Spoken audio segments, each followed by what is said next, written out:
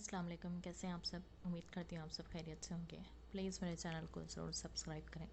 चलते हैं हमारे नावल की जानिब। आफिया, मुझे कुछ काम था तुमसे। कंधे पर डाले बैग पर गिरफ्त मजबूत करती माया ने खौफजदा निगाहों से चारों अतराफ देखते घबराहट से पूछा।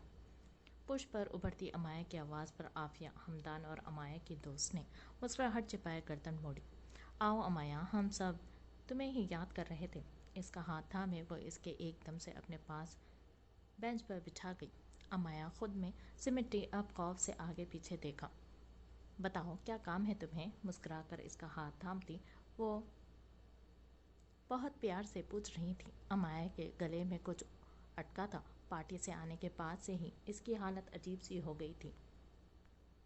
पार्टी में सब दोस्तों के फौरन फोर्स करने और हमदान के कसम देने पर वो एक सिगरेट पी चुकी थी, मगर अब सुबह से जब से वो उठी थी जिस्म बेजान सा होता महसूस हो रहा था। कहीं ना कहीं इसे शक भी था कि कहीं वो ड्रग्स वाला तो नहीं था, मगर वो सिगरेट हमदान और आफिया और बाकी सब भी तो पिया था। फिर ऐसा कैसे मुमकिन था? यही सोच आते ही वो मुतमईन हो चुकी थी। क्या हुआ? सर भारी तो नहीं हो रहा? इसके चेहरे के करीब होते आफिया ने आंख दबाकर कहते बाएं हाथ से सिगरेट इसके सामने किया। अमाया ने खौफ से इसे देखा था और फिर मुड़ते अपने चारों अतराफ। वहाँ स्टूडेंट्स ना होने के बराबर थे, मगर फिर भी इसे खौफ आ रहा था। कैसी अजीब सी बेचैनी हो रही थी। नहीं, मुझे ये नहीं चाहिए। मुझे ऐसा क्यों लग रहा है जैसे ये सिगरेट अलग था, मतलब कोई ड्रग्स वगैरह। चेहरे पर संजीदगी समाई वो अब आंखें छोटी के इसे देखकर पूछ रही थी। आफिया एक पल को ठटकी और फिर पुरजोर कहका लगाते वही सिगरेट मुंह में दबाया। देखो, अगर ये नशे वाला होता तो मैं ऐसे पीती। मुझे अफसोस है अमाया, तुमने मुझ पर शक किया। सिगरेट के गहरे कश भरते आफिया ने ताजुब भरी निगाहों से इसे देखा, जो अब खासी शर्मिंदा थी। आई एम सॉरी आफिया, इसे उठकर नाराजगी में जाता देखकर वो शर्मिंदगी से बोली, मगर आफिया सुनी अनसुनी कर गई। अमाया ने अपनी निगाहें के गोशे साफ करते जमीन पर गिरे इस आधे सिगरेट को देखा। याद तो नहीं आ रही होंगी इस नाचीज़ की। गाड़ी को दाएं जानिब मोड़े वो एक निगाह खिड़की के बाहर के मनाजिर पर डालता तमस्सुल उड़ाते लहजे में पूछ रहा था। दूसरी तरफ से मुकम्मल खामोशी थी। तुम्हारी सांसें भी मेरा विर्द कर रही है जानब। एक मेरा सनम है जो बड़ा बेरहम है।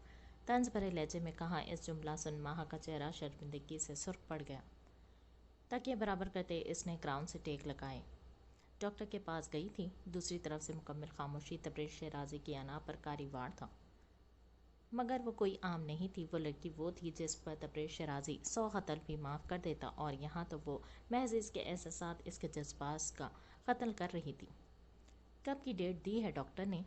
स्पीड कम करते फिर से सवाल किया। मोहब्बत ऐसी ही जालिम शय होती है जो एक बार अपना रंग किसी पर चढ़ा दे तो फिर सामने महबूब चाहे कितना भी संगदिल और जाबिर ही क्यों ना हो, इसकी एक पुकार सारे गम भुला देती है। बहुत जल्दी है आपको? इसकी आवाज़ में थकावट थी, ऐसे जैसे वो दो दिनों में सदियों का सफ़र कर आई हूँ। कोई इंसान जिसे ये मालूम हो कि वो चंद दिनों में मरने वाला है, इसकी तकलीफ़, इसका खौफ कोई दूसरा इंसान जान ही नहीं सकता था। माँ तबरेज़ शराजी ने एक माँ का फ़र्ज़ तो निभा दिया था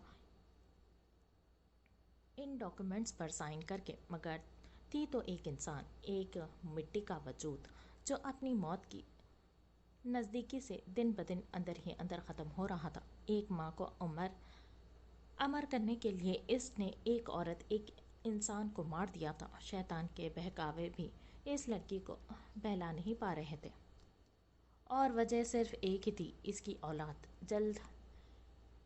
जल्दी तो होगी ना? हम दोनों की मोहब्बत की पहली निशानी हमारे वजूद का एक हिस्सा इस दुनिया में आने वाला है माँ। जानती हो ये कितनी बड़ी बात है? मुझे शिद्दत से इस दिन का इंतज़ार है जब मैं अपनी नूरम को हाथों में उठाकर तुम्हारी आंखों में वही खुशी देखूंगा जो मेरी आंखों में होगी। हमारी बेटी, हमारा अंश। तबरेज़ के लहजे में शिद्दत व तड़प पर इसकी आंखें भीग चुकी थी, मगर होठों पर मुस्कान सजी थी, क्योंकि वो अपने शौहर को अपना अक्स देने वाली थी। आप कब आएंगे तबरेज़? ना चाहते हुए भी वो मोम पड़ गई थी।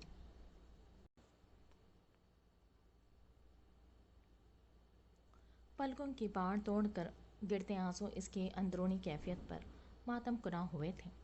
وہ شخص اس کا عشق تھا، اس کا شوہر، اس کی زندگی کا وہ محور جس کے گرد اس کا دن رات گردش کرتا تھا، اور آج اس کی دوری کو ایسا دل پر لگایا تھا کہ دل چاہ رہا تھا کہ وہ اڑ کر آ جائے۔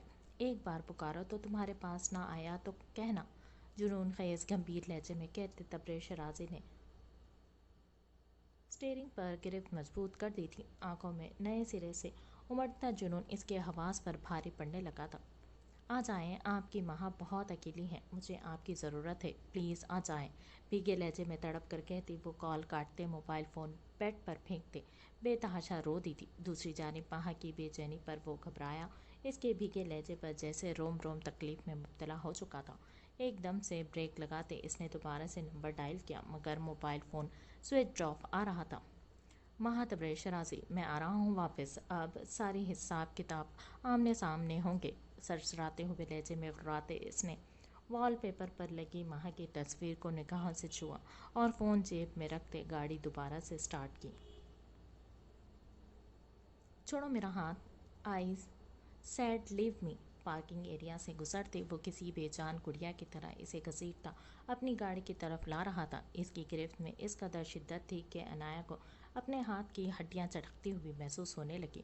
شدت ضبط کے باوجود بھی عنایا چلا اٹھی تھی۔ اس کی آواز میں موجود نفرت ابیر الوی کے غصے کو مزید بھڑکا رہی تھی۔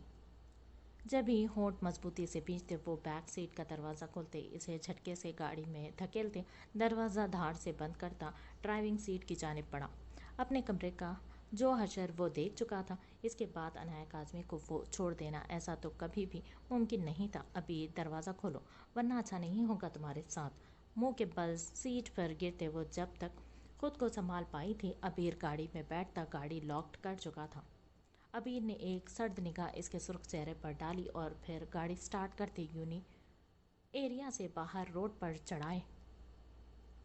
عنایا دانت پیستے اس کے چہرے کو خونخوار تاثرات سے دیکھتی اپنے موبائل فون کی طرف متوجہ ہوئی۔ یہ چھوڑو اسے، اتنی جلدی موبائل بھی لے لیا، لگتا ہے پہلے والے کا حشر بھول گئی ہو۔ عنایا کے سمجھنے سے پہلے ہی وہ اس کے ہاتھ سے فون چپٹتے تمسخرانہ لہجے میں اپنی شہد رنگ نگاہوں میں چنگاریاں سموئے بولا۔ عنایا کی بھوری آنکھوں میں غضب کی سرخی تیرنے لگیں۔ وہ ایک دم سے سیٹ سے اٹھی اور اگلی دونوں سیٹ پر ہاتھ جمائے وہ سر تھوڑا سا نیچے کرتی ابیر کے ہڑبڑاہٹ کو نظر انداز کیے فرنٹ سیٹ پر کودی۔ اب رخ موڑے ابیر کی جانب پوری طرح سے گھومی اسے گھورنے لگی، جو منہ کھولے بے یقینی سے اس عجوبے کو دیکھ رہا تھا۔ موبائل فون ویسے واپس کرو میرا، ابھی کہ ابھی۔ دانت پر دانت جمائے وہ چٹکی بجاتے سخت لہجے میں بولی۔ ابیر ایک دم سنجیدگی سے اسے دیکھ رہا تھا۔ اچانک فضا میں اس کا جاندار کہکہا گونجا۔ عنایا اسے یوں ہنستا دیکھ منہ کھولے اپنے آپ کو جائزہ لینے لگی۔ مرر کا رخ اپنی جانب کرتے اس نے چہرہ آئینے میں دیکھا، جہاں ہونٹوں پر لگی لپسٹک سیٹ سے ٹکرانے کے سبب اس کے گال پر پھیل چکی تھی۔ ہا ہا ہا۔ ابیر ابھی تک اسے زج کر رہا تھا اور عنایا اس ڈرائیکولا کو گھورتی اب ہاتھ سے لپسٹک صاف کرنے لگی، مگر وہ صاف ہونے کے بجائے مزید پھیل چکی تھی۔ وائٹ وچ گاڑی ایک جھٹکے سے سڑک کے کنارے پر روکتے وہ اب پیٹ پر ہاتھ رکھتے ہنسنے لگا تھا۔ عنایا پہلی بار اسے ایسے ہنستا دیکھ رہی تھی۔ وہ تو ناواقف تھی ابیر الوی کے اس روپ سے۔ ہونا تو یہ چاہیے تھا کہ وہ اپنے سامنے اس کے بحرام سے اس قدر فری ہونے پر آگ ببولا ہو جاتا، اسے گھری گھری سنا دیتا، اس سے طلاق کی بات کرتا، مگر یہاں تو ایسا کوئی بھی سین نہیں ہوا تھا۔ تم نے مجھے وچ کہا؟ دونوں ہاتھ کی مٹھیاں تیش کے عالم میں بھیجتے وہ گرائی تھی، اپنے لمبے لمبے ناخنوں سمیت اس پر حملہ وار ہوئی تھی۔ جب ہی ابیر نے ایک جھٹکے سے اسے ہاتھوں کو کنٹرول کرتے اسے کمر سے مضبوطی سے دبوچا۔ پاگل سمجھ رکھا ہے مجھے، جو تم مجھے اکساؤ گی اور ابیر الوی تمہارے چال میں آ کر بھڑک جائے گا۔ چھی چھی چھی، بہت افسوس ہو رہا ہے مسز الوی، آپ کی یہ سازش بری طرح سے ناکام ہو چکی ہے۔ اپنے قریب تر موجود اس کے بھورے نین کٹوروں میں اپنی شہد رنگ نگاہیں گاڑی وہ دل فریبی سے مسکرایا۔ عنایا کا چہرہ ایک پل کو مرجھایا، وہ خود کو اسی گرفت سے چھڑوانے کی تگ و دو میں جٹی ہوئی تھی۔ روبرو چہرے کو دیکھ اگلے ہی پل دل فریب سا کہکہا لگا اٹھی۔ اس کی کھنکتی ہنسی سانسوں کی دلفریب مہک ابیر الوی کے حواسوں کو جھنجھنا گئی تھی۔ سفید رنگت لمحوں میں سرخ ہوئی تھی، غصے کی جگہ اب آنکھوں میں خمار تیرنے لگا۔ عنایہ کاظمی کا حسن کسی کو بھی پاگل کرنے کی سخت رکھتا تھا، مگر وہ انجان تھی کہ اس کی نادانی میں کی جانے والی یہ عجیب حرکات کسی کا جنون بنتی جا رہی تھی۔ عنایہ کاظمی کبھی ہار نہیں سکتی۔ مسٹر ابیر الوی، ایک چال ناکام ہو گئی تو کیا ہوا، دوسری تو نہیں ہو سکتی نا۔ وہ کہاوت تو سنی ہوگی، جب گھی سیدھی انگلی سے نہ نکلے تو انگلی ٹیڑھی کر لینی چاہیے۔ اگر تم طلاق نہیں دو گے تو کیا ہوا، مطلب تم مجھے آزادی سے ہیں، تمہارے حاکمیت سے آزادی۔ سرسراتے ہوئے لہجے میں ٹہر ٹہر کر اپنے الفاظ سے اس کے کانوں میں زہر گھولتی وہ پراسرائیت سے ہنسی۔ ابیر چونکا، اگر عنایہ کاظمی کہہ رہی تو مطلب ضرور کچھ تھا۔ اپنے ہاتھ پوری قوت سے چھڑواتے عنایہ نے ہاتھ اس کے سینے پر رکھتے اسے پیچھے کو دھکیلا اور پھر تیزی سے پیچھے ہوتی اپنے بال بکھیرنے لگی۔ عنایہ، کیا کر رہی ہو تم یہ؟ شہد رنگ آنکھوں میں سنجیدگی سمائے وہ سختی سے اس کا بازو دبوچتے استفسار کرنے لگا۔ ہاتھ چھوڑو میرا، وہ چلائی تھی۔ نہیں چھوڑوں گا، پہلے بتاؤ مجھے کیا کر رہی ہو تم یہ؟ دانت پر دانت جمائے وہ گراتے ہوئے استفسار کرنے لگا۔ ابھی پتہ چل جائے گا۔ دائیں آنکھ بلنک کیے وہ دلکشی سے مسکرائی تھی۔ اس سے پہلے کہ ابیر الوی کو سمجھتا کوئی تیزی سے گاڑی کی سمت بڑھا تھا۔ ڈیڈ، مسکرا کر ابیر کو دیکھتی وہ ویام کے آنے پر آنکھوں میں ڈھیروں آنسو لیے شیشے کی طرف مڑی۔ ویام کی بھوری نگاہوں میں غضبناک چنگاریاں تھیں۔ انکل، اس کے ہونٹوں پہ ساختہ ہی پھڑپڑائے تھے۔ حواس باختگی کی کیفیت میں اس نے خشک لبوں پر زبان پھیرتے گاڑی کی ونڈو جلدی سے ان لاک کی تھی۔ عنایہ فاتحانہ مسکراہٹ اس کی طرف اچھالتی وہ جلدی سے روتی بلکتی گاڑی سے اتری۔ ڈیڈ، ابیر تیزی سے گاڑی سے باہر نکلا۔ ویام کاظمی کے چہرے پر خطرناک حد تک چھائی سرد مہری دیکھ ابیر کو معاملے کی سنگینی کا احساس ہو چکا تھا۔ ڈیڈ، انہوں نے مجھے ہرٹ کیا ہے اور بیر کہہ رہے ہیں کہ یہ مجھے طلاق دے دیں گے۔ پلیز ان کو سمجھائیے مجھے طلاق نہیں چاہیے۔ ویام سینے سے لگی وہ 5 فٹ 2 انچ کی چھوٹی سی لڑکی مظلومیت کے سارے ریکارڈ توڑ گئی تھی۔ ابیر سمجھ چکا تھا یقیناً ویام کو یہاں بلانے والی عنایہ ہی ہے اور یہ سب اس کا سوچا سمجھا پلان تھا۔ انکل، جیسا آپ سوچ رہے ہیں ویسا کچھ بھی۔ شٹ اپ ابیر الوی، تم نے کیا سمجھ رکھا ہے میری بچی کو؟ اتنی دور سے تم آئے صرف اسے ٹارچر کرنے کے لیے؟ عنایہ کے سر کو سہلاتے وہ سپاٹ لہجے میں غرایا۔ عنایہ نے آنسو بھری نگاہوں اٹھائے ابیر کو دیکھا جس کے چہرے پر شرمندگی و بے بسی واضح جھلک رہی تھی۔ انکل، ایسا کچھ بھی نہیں۔ طلاق دینے آئے ہو تم میری بچی کو؟ تو اب ٹھیک ہے، طلاق تو ہوگی، مگر اس سے پہلے میں تمہارے باپ کے سامنے بات ہوگی۔ واپس چلے جاؤ ابیر اپنے ملک، میں اپنی بیٹی کے ساتھ خود آؤں گا اور وہاں تمہارے ماں اور باپ کے سامنے تمہاری سزا کا تعین ہوگا۔ اس کے بعد تمہیں میری بچی کو آزاد کرنا ہوگا۔ انکل، ابیر کا چہرہ لمحوں میں تاریک پڑ گیا تھا۔ اس سے پہلے کہ میں تمہاری طرح اپنی حدود بھول جاؤں، نکل جاؤ یہاں سے۔ سرخ چہرے سمیت وہ سپاٹ لہجے میں غرایا۔ ابیر مٹھیاں بھیجتے ایک سرد نگاہ عنایہ کاظمی پر ڈالتے گاڑی میں بیٹھا۔ آپ کا میجک مین کون ہے؟ نیلی نگاہوں میں انوکھی چمک سمیٹے وہ اپنے سامنے بیٹھی عنایت سے پوچھ رہی تھی۔ عنایت چونکی اس کے غیر متوقع سوال پر۔ اس کی وہ گڑبڑا سی گئی تھی۔ میرے میجک مین تو میرے پاپا ہیں، کھوئے کھوئے سے لہجے میں وہ مسکرا کر بولتی پیپر پنسل گھمانے لگی۔ یار، پاپا کے سوائے بھی میجک مین ہوتا ہے، جیسے پرنسس کا پرنس جو اس سے شادی کرتا ہے اور پھر اس کی زندگی سے سارے دکھ چھٹ جاتے ہیں، صرف خوشیاں ہی خوشیاں ہوتی ہیں پھر۔ حرین شاہ گویا جاگتی آنکھوں سے خواب دیکھ رہی تھی۔ عنایت کو اتنی سی عمر میں اس کا اتنی بڑی باتیں کرنا ٹھٹکا۔ آپ کا پرنس کون ہے؟ حرین کے سوال پر وہ ہنستی چلی گئی تھی۔ 30 سالہ زندگی میں آج تک کوئی بھی تو ایسا نہیں ملا تھا جسے وہ اپنا دکھ اپنا درد بانٹ سکتی، جسے یہ بتا سکتی کہ اسے لوگوں کی چبھتی نگاہیں کانٹوں کی طرح زخم دیتی ہے۔ علی خان شاہ کا نفرت بھرا رویہ اس کے روم روم میں احساس سے محرومی کے نشتر چبو دیتا ہے۔ میرا کوئی پرنس نہیں ہے گڑیا، اور آپ یہ باتیں کہ آپ نے اتنی بڑی بڑی باتیں کرنا کہاں سے سیکھا؟ اور آپ یہ بتائیں کہ آپ نے اتنی بڑی بڑی باتیں کرنا کہاں سے سیکھا؟ کاغذ پر رنگ بھرتے اس کی سیاہ نگاہیں سمٹی ہوئی تھی۔ اس کا بایاں ہاتھ تیزی سے حرکت کر رہا تھا۔ مجھے میری فرینڈ نے بتایا تھا کہ ہر کسی کا پرنس ہوتا ہے اور میرا میجک مین بھی ہے جو مجھے بہت جلدی یہاں سے لے جائے گا۔ وہ رازدارانہ لہجے میں بول رہی تھی اور اس کی معصوم باتوں پر عنایت کھلکھلائی تھی۔ وہ سمجھ چکی تھی کہ یہ حورین کی خوابوں بھری دنیا ہے، جبھی وہ اپنے پرنس کا انتظار کر رہی ہے۔ حوری، آپ یہاں سے کیوں جانا چاہتی ہیں؟ عنایت سر اٹھائے اب سنجیدگی سے اسے دیکھ کر استفسار کر رہی تھی۔ بس ایسے ہی آپ ہی، مسکرا کر کہتی۔ وہ نگاہیں چرا گئی تھی۔ عنایت کافی سنجیدگی سے اسے دیکھ رہی تھی۔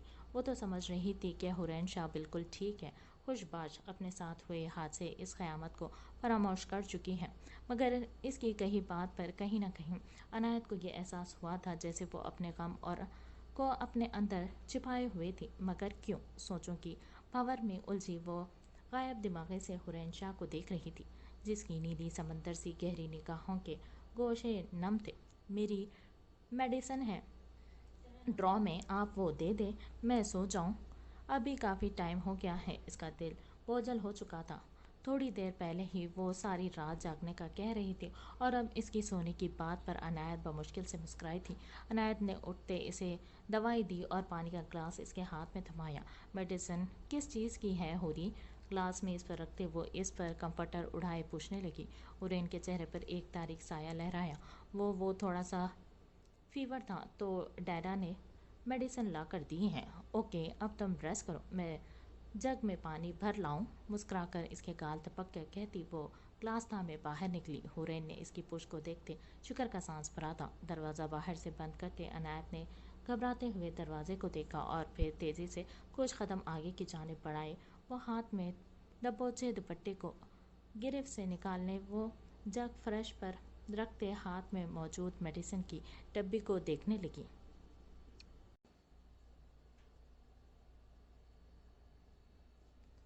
نیند کی دوا؟ حورین یہ میڈیسن لے رہی ہے مگر کیوں؟ حیرت و بے یقینی سے سرچنگ بار پر لکھے الفاظ اور اس دوائی کی بابت پڑھتے وہ ششدر سی دنگ سی کیفیت میں کھڑی کی کھڑی رہ گئی۔ حورین یہ دوائی کیوں لے رہی ہیں؟ ماموں تو کبھی بھی نہیں لا سکتے یہ، پھر وہ خود کیسے؟ وہ تو چل بھی نہیں سکتی۔ کئی سوالات تھے جو اس وقت عنایت کے ذہن میں سوئیوں کی مانند چبھ رہے تھے، اور سب سے بڑی جس بات کی اسے فکر تھی وہ تھا حورین شاہ کا ان ادویات کو لینا۔ کوئی بھی سرا ہاتھ نہ آنے کے سبب وہ صبح پھپھو سے اس بابت بات کرنے کا فیصلہ کیے۔ جگ اٹھائے کچن کی جانب بڑھی۔ چند قدم اٹھائے ہی تھے جب اسے اپنے پیچھے کسی کی قدموں کی آہٹ سنائی تھی۔ دل خوف سے اچھلتے جیسے حلق میں اٹکا تھا۔ سیاہ جھیل سی نگاہوں میں منڈلاتے خوف پر عالیحان شاہ کا راج تھا، جیسے یہ خوف بھی اس کی آہٹ پہچانتا تھا۔ نہیں، کوئی بھی تو نہیں، میں زیادہ سوچ رہی تھی۔ یکدم سے مڑتے ہراساں نگاہوں سے پیچھے دیکھا تو چاروں اطراف گہری خاموشی اور تاریکی کا راج تھا۔ جبھی وہ خود کو حوصلہ دیتی جگ پر گرفت مضبوط کرتے اب پہلے سے بھی زیادہ تیزی سے آگے بڑھنے لگی۔ کچن میں داخل ہوتے ہی اس نے خوف سے کپکپاتے ہاتھ کو بٹن پر رکھنا چاہا تھا، مگر اس سے پہلے کہ اس کا ہاتھ اس سوئچ بورڈ تک پہنچتا کسی نے جھٹکے سے اس کا بازو تھامے اس کا رخ موڑا۔ عنایت کی چیخیں اس کے منہ میں ہی دم توڑ چکی تھی اور اس خوشبو کو اندھیرے میں بھی پہچانتے اس کے دل کی دھڑکنیں جیسے رکنے کو تھی۔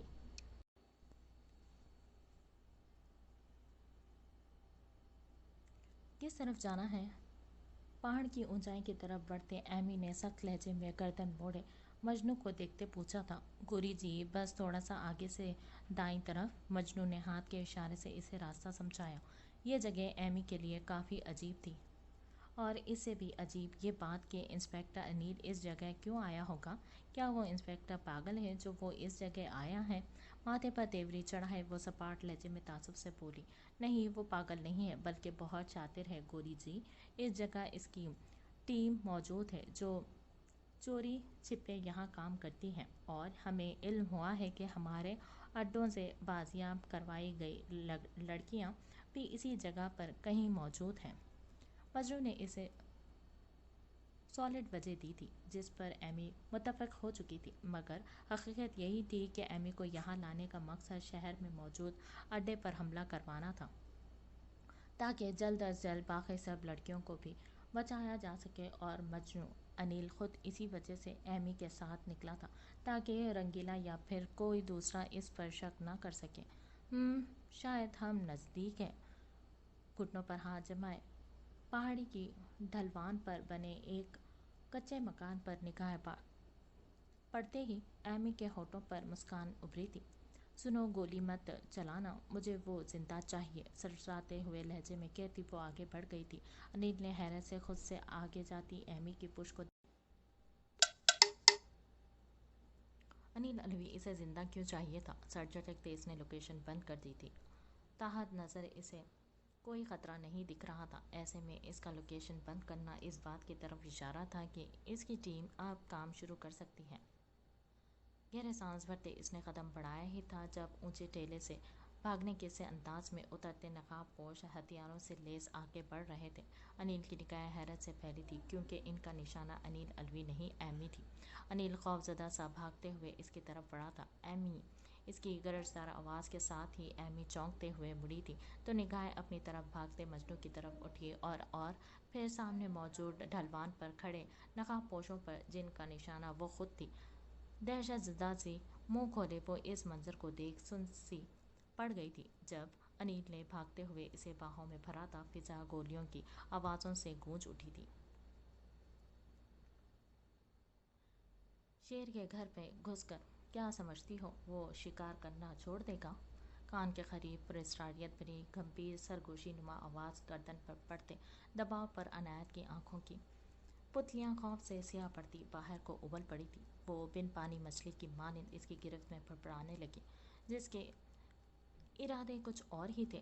میرے گھر، میرے اپنوں کے قریب آنے کی جرت بھی کیسے کی تم نے؟ بھول گئی کہ تمہاری یہ نادانی تمہیں کتنی تکلیف پہنچا سکتی ہے؟ انگوٹھے اور شہادت کی انگلی سے اس کے گردن پر دباؤ بڑھاتے وہ اس کے قریب جھکا تھا۔ مجھے پیٹھ پیچھے باتیں کرنے والے لوگ سخت ناپسند ہیں۔ عنایت کاظمی، اب کہو کیا کہا تھا تم نے؟ تمہارے منہ سے یہ سب سننے کی چاہ مجھے یہاں تک کھینچ لائی ہے۔ لٹل اینجل، اب تھوڑا رحم کرو اس جانور پر۔ اس کی سانسوں کی مدھم ہوئی ردھم کو سرور سے اپنے کانوں میں محسوس کرتی وہ گمبھیرتا سے بڑبڑایا تھا۔ دائیں ہاتھ میں تھامے سگریٹ کا گہرا کش لیتے دھواں اس کے چہرے پر چھوڑا۔ عنایت بری طرح سے کھانسنے لگی۔ سگریٹ کے دھوئیں سے اسے الرجی تھی اور اب بھی اس کا سانس اکھڑنے لگا۔ علیحان شاہ ایک دم پیچھے ہوا۔ گہری نگاہوں سے اس کے بے حال ہوتے وجود کو دیکھتے وہ تمسکرانہ مسکرایا۔ سرخ چہرے سے پھڑپڑاتے ہونٹوں سمیت وہ بری طرح سے ہانپتی اسے شرشار کر گئی تھی۔ عنایت فوراً سے بھاگنے لگی مگر اس کے بازو کو دبوچ سے علیحان نے جھٹکے سے اسے کھینچتے دیوار سے پن کیا۔ ہاتھ اس کے قریب دائیں بائیں جمائے سرد چہرے سے اس کا رونا ملاحظہ کیا۔ ویسے کمال کی بات ہے نا، دور جاؤ تو تم رہ نہیں پاتی اور قریب آؤ تو تم سہ نہیں کر پاتی۔ چہرہ اس کے چہرے کے قریب لاتے وہ محبت سے تو ہرگز نہیں بول رہا تھا۔ اس کی آواز میں نفرت اور اکتاہٹ کی رمق عنایت کا سانس خشک کرنے لگی تھی۔ خوف سے پھڑپڑاتے دل سمیت وہ یہاں سے بھاگنے کو پڑ تول رہی تھی مگر علیحان شاہ آج کسی اور مقصد کے تحت آیا تھا۔ وہ آج عنایت کاظمی کے دل و دماغ میں اپنے خوف اس قدر بھر دینا چاہتا تھا کہ وہ سوتے جاگتے چلتے ہوئے ہواؤں، بارش کی بوندوں کی آواز میں بھی اسے تصور کرتے اس کے خوف سے سانس رک جائے۔ ویسے کمال کی بات ہے، لڑکیوں کو حسن نوخیزی میں آتا ہے مگر تم۔ سگریٹ اور کلون کی ملی جلی خوشبو عنایت کے حواس جھنجھوڑ کر رکھ گئی تھی۔ تم تو 30 کی ہو کر بھی 18 کی دکھتی ہو۔ اس کی بے باک نگاہیں عنایت کے قد و خال پر گڑی تھی اور اس کی زبان میں خمار یا نشہ نہیں بلکہ طنز و نفرت بھری تھی۔ عنایت جو کب سے خوف سے کپکپا رہی تھی، اس کی بے باکی پر نفرت بھری سیاہ نگاہیں اٹھائے اسے گھورا تھا۔ شرم سے ڈوب مرو تم علیحان شاہ، ایک لڑکی کو خوفزدہ کر کے تم خود کو مرد کہتے ہو؟ مرد تم جیسے نہیں ہوتے۔ وہ اپنی ہی گھر کی عزتوں پر ڈاکا۔ اس کی نفرت بھری چلاہٹ پر اس کا جملہ مکمل ہونے سے پہلے ہی مقابل نے اس کے بالوں کو شدت سے مٹھی میں دبوچتے اس کا چہرہ اونچا کیا۔ عنایت درد سے بلبلا اٹھی تھی۔ تم میرے گھر کی عزت ہو ہی نہیں سکتی عنایت کاظمی، اور بہت شوق ہے نا تمہیں کسی مرد سے ملنے کا؟ بہت تفصیل سے بتاؤں گا تمہیں کہ مرد کیسے ہوتے ہیں، مگر اس بار فرق صرف یہ ہوگا کہ تم پاک صاف ہو کر بھی گھٹیا کہلائی جاؤ گی اور علیحان شاہ مجرم ہو کر بھی مسیحا، جاؤ پاکستان، تیاریاں کرو اپنے اور میرے نکاح کی، بہت جلد تم دلہن بننے والی ہو، سجاؤ خود کو، تیاریاں کرو، میرے نام کا سرخ جوڑے تمہارے وجود پر جچے گا تو بہت، مگر جب وہ اترے گا تو تمہاری وجود اور زندگی سے ہر رنگ اپنے ساتھ اتار کر لے جاؤں گا۔ اور یہ علی خان شاہ اپنے کہے کا کتنا پکا ہے یہ تم سے بہتر تو کوئی نہیں جان سکتا۔ اس کے کانوں میں اپنی نفرت بھری سرگوشی کا سیسا انڈیلتا وہ عنایت کے خوف زدہ پڑتی رنگت دیکھ کر جھٹکے سے اس کے وجود کو چھوڑتا وہاں سے نکلا۔ ہمیں پہلے ہی اسے شامل نہیں کرنا چاہیے تھا۔ کان میں لگے ایئر پیس سے ابھرتی تبریز کی آواز پر عائش تڑک کر بولا۔ وہیں کمرہ بند کیے بیٹھی عنایا کا چہرہ اس کی بات پر لال بھبکا ہوا تھا۔ دانت پر دانت جمائے اس نے خود کو کچھ بھی غلط کہنے سے باز رکھا۔ اسے کہہ دیں کہ منہ بند رکھے اپنا بھائی، ورنہ میں فون سے نکل کر اسے ماروں گی۔ تیکھے چتنوں سے اسے گھورتی وہ پہاڑ کھانے والے انداز میں غرائی، ساتھ ساتھ ہاتھ میں پکڑے بال کو وہ مسلسل دیوار پر مارتی اپنی اندرونی بے چینی کو کم کرنے کی کوشش کر رہی تھی۔ عنایا، جب عبیر اس سارے معاملے میں نہیں تھا تو تم نے اسے ٹارگٹ کر کے ہمارا بنا بنایا پلان خراب کر دیا۔ میں پوچھ سکتا ہوں ایسا کیوں کیا تم؟ فلائٹ بس لینڈ ہونے والی تھی، مگر جو سنگین صورتحال بن چکی تھی اس کے سبب تبریز کو نہ چاہتے ہوئے بھی آن لائن ہونا پڑا تھا، کیونکہ بھائی مجھے ڈائیورس چاہیے، اس سے اور کچھ نہیں۔ پہلو بدلتے وہ گلابی ہونٹوں کو دانتوں تلے کچلنے لگی۔ دل کی حالت عجیب ہوئی پڑی تھی۔ عائش نے منہ سے ریپ نکالتے ڈگی میں رکھتے افسوس سے سر کو نفی میں ہلایا۔ نہایت افسوس کی بات ہے بھائی کہ یہ ٹڈی ڈائیورس کے لیے کھلم کھلا شیر کے منہ میں ہاتھ دے بیٹھی ہے۔ میں لکھ کر دیتا ہوں، یہ پاکستان جائے گی تو ضرور، مگر طلاق کی جگہ رخصتی کروا بیٹھے گی۔ ڈرائیونگ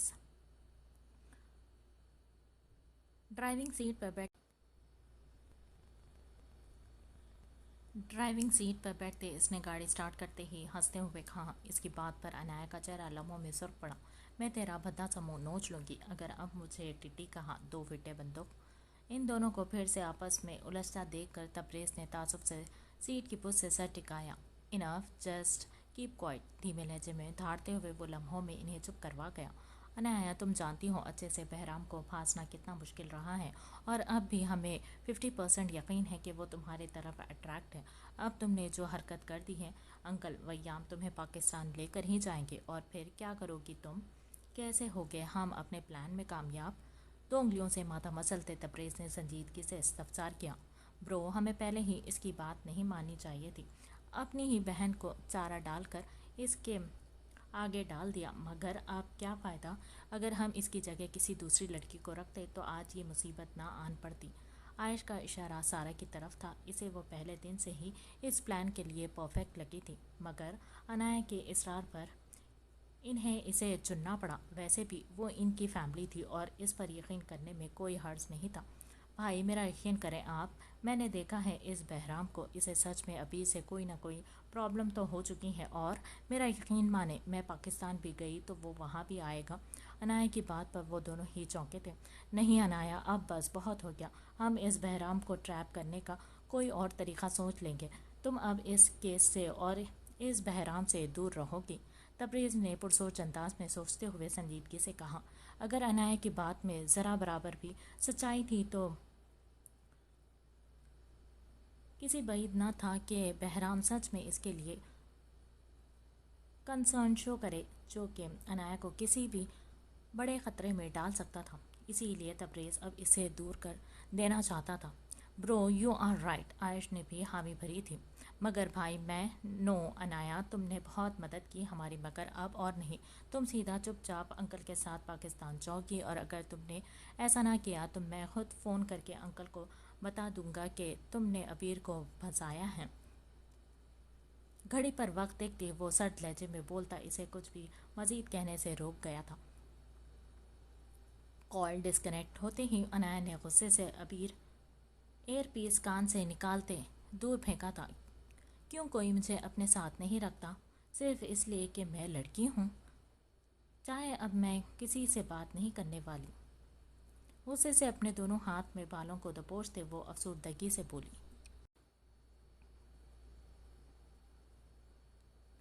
عائش، مجھے کچھ بتانا ہے تمہیں۔ انایا کے ڈسکنیکٹ ہوتے ہی تبریز نے عائش کو مخاطب کیا، نکاح کے سامنے وہ ضدی لڑکی گھومی تھی۔ جی میں سن رہا ہوں، آپ بتائیں۔ رائٹ سائڈ ٹرن لیتے وہ نرمی سے بولا، شاید تمہیں بتایا نہیں گیا کہ اگلے ویک اینڈ تمہارا اور امایا کی منگنی طے کی گئی ہے۔ اس کے لہجے میں سوال تھا، شاید وہ اس سے سننا چاہ رہا تھا۔ عائش مسکرایا، بات تو آپ کی درست ہے بھائی، بتایا تو نہیں گیا مگر میں سب کچھ جانتا ہوں۔ تبریز ایک دم سے حیران ہوا تھا اس کی بات پر، اگر وہ سب کچھ جانتا تھا تو اس کے باوجود بھی خاموش کیوں تھا؟ شاید تم واقف نہیں امایا کیا کر رہی ہے، وہ تو شاید تمہیں۔ میں سب کچھ جانتا ہوں بھائی، وہ مجھ سے سب کچھ بتا چکی ہیں بہت پہلے سے ہی۔ عائش کا مسکرا کر کہنا تبریز کو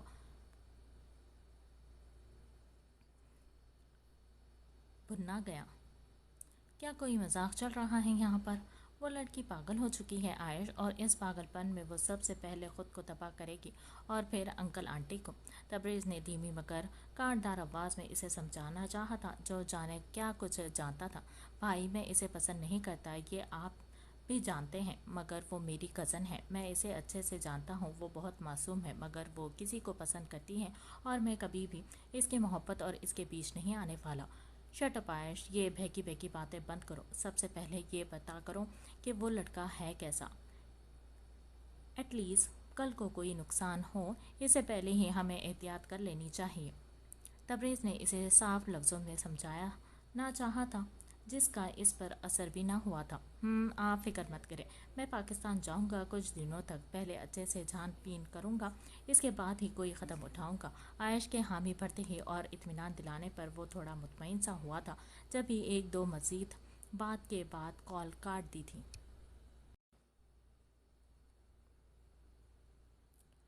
کیا ہوا بچے، اتنی اداس کیوں ہے میری گڑیا؟ گاڑی کو ایئرپورٹ کی طرف موڑتے ویام نے بیک مرر میں ابھرتے عنایت کے عکس کو دیکھا۔ عنایت بھی چونکی، بہن کی خاموشی وہ بھی محسوس کر چکی تھی، مگر ڈیڈ کے سامنے بات کرنے سے گریز پڑتا۔ پاپا ایسا کچھ بھی نہیں، بس پہلی بار جا رہی ہوں آپ سب سے دور۔ بھیگی نگاہوں سمیت وہ مشکل سے جھوٹ بولتی مسکرا پائی تھی۔ دماغ سچ بتانے پر اکسا رہا تھا، مگر دل ایسا کرنے سے روک رہا تھا۔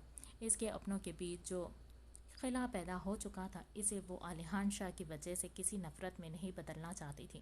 جب ہی عنایہ کے اشارے کرتے پوچھنے پر بھی وہ مسکرا کر ٹال گئی تھی۔ تھوڑی ہی دیر میں وہ ایئرپورٹ پر تھے۔ تمہارے بڑے پاپا آ رہے ہیں تمہیں پک کرنے، کوئی کچھ بھی کہے کسی کے پاس مت رکنا، سیدھا اپنے گھر جانا، راستے میں کسی سے زیادہ بات چیت مت کرنا، تھوڑی ریسٹ کر لینا۔ ویام اسے ہدایت دے رہا تھا، وہیں عنایہ آنکھیں پھاڑے ان باپ بیٹی کے ایموشنل سین کو دیکھ رہی تھی۔ بس کر دیں ڈیڈ، آپ جہاز سے جا رہی ہیں، گاڑی سے نہیں۔ جو آپ اتنی انسٹرکشنز دے رہے ہیں، مسکرا کر کہتی عنایت کے ساتھ لگی تھی، جس پر وہ دونوں باپ بیٹی بھی مسکرائے۔ جہاز سے جائیں یا گاڑی سے، رہے گی تو میری بیٹی ہی نا، اور اپنی دونوں پرنسس کے لیے میں اتنی ہی پوزیسو ہوں۔ آنکھیں بند کر کے سکون سے کہتا وہ ان دونوں کو رش سے مسکرانے پر مجبور کر گیا۔ ڈیڈ، یہ آنٹی آپ کو گھور رہی ہیں، اس کے سینے سے لگی عنایہ نے پاس کھڑی ایک درمیانی عمر کی عورت کو دیکھتے اسے چھیڑا تھا، جو کب سے ویام کو گھور رہی تھی۔ یار وہ لفٹ کروا رہی ہیں آپ کو، جائیں سلام دعا کر لیں۔ آنکھیں پٹپٹا کر کہتی وہ ویام کو لمحوں میں سرخ کر گئی تھی۔ ہاں، تاکہ تم گھر جا کے میری ایک عدد معصوم بیوی کو اپنے پاس سے 10-12 لگا کر میرے خلاف کر سکو۔ ویام کے چہرے پر گہری مسکان تھی۔ اس عمر میں بھی وہ کافی ہینڈسم دکھتا تھا، اور وجہ اس کا خود کو مینٹین رکھنا تھا۔ اب ایسا بھی نہیں ہے ڈیڈ، کسیانی سی ہنسی ہنستے وہ سر جھکانے لگی تھی۔ وہی اس کی حرکت اور چوری پکڑے جانے پر وہ دونوں باپ بیٹی پرزور کہکا لگا اٹھے تھے۔ اپنا خیال رکھنا پرنسس، اور ڈونٹ وری، میں نے اپلائی کر دیا ہے، جیسے ہی میری چھٹی کنفرم ہوگی میں تمہارے مام اور یہ چھوٹا پیکٹ اسے دن تمہارے پاس ہوں گے۔ بورڈنگ شروع ہوتے ہی وہ جو باپ کے سینے سے چپکی اب رونے کا شغل فرما رہی تھی، اسے پرسکون کرنے کو ویام نے مسکرا کر کہتے پیشانی چومی تھی۔ عنایت بمشکل ہی صحیح مگر مسکرائی تھی۔ آج اپنے بابا کے سینے سے جدا ہوتے ہی اسے ایک خوف سا محسوس ہو رہا تھا، جیسے وہ دوبارہ کبھی ان سے مل نہیں پائے گی۔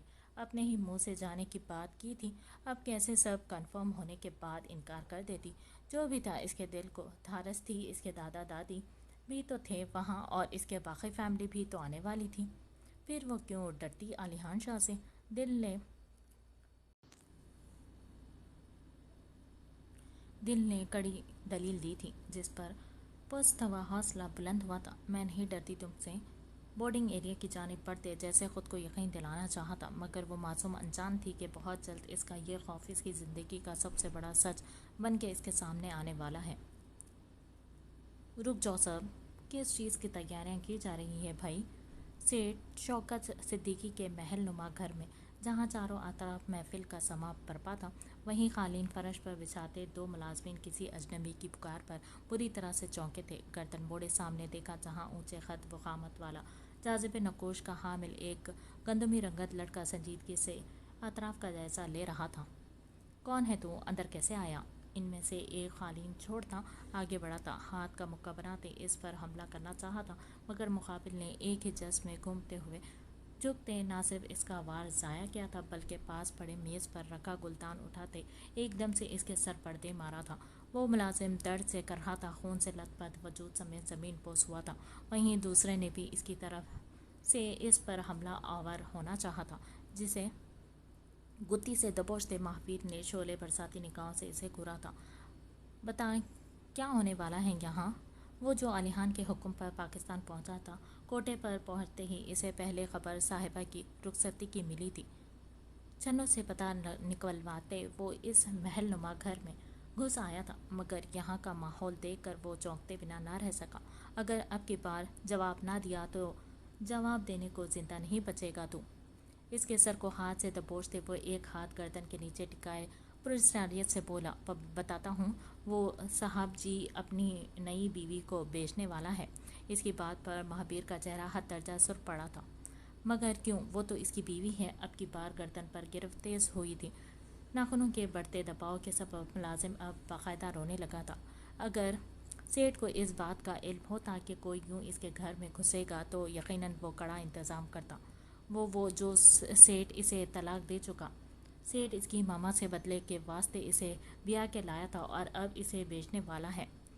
महावीर की निगाहों में खून उतरा था। दांत पर दांत जमाए इसने एक झटके से इसे कॉलर से जकड़ते सामने किए और गन बेल्ट के पैंट के बेल्ट से निकालते इस मुलाजिम की कनपट्टी पर रखी थी। अगर तू अभी के अभी मुझे इसके पास ना लेकर गया तो तुझे मारते हुए ज़रा भी अफसोस नहीं होगा मुझे।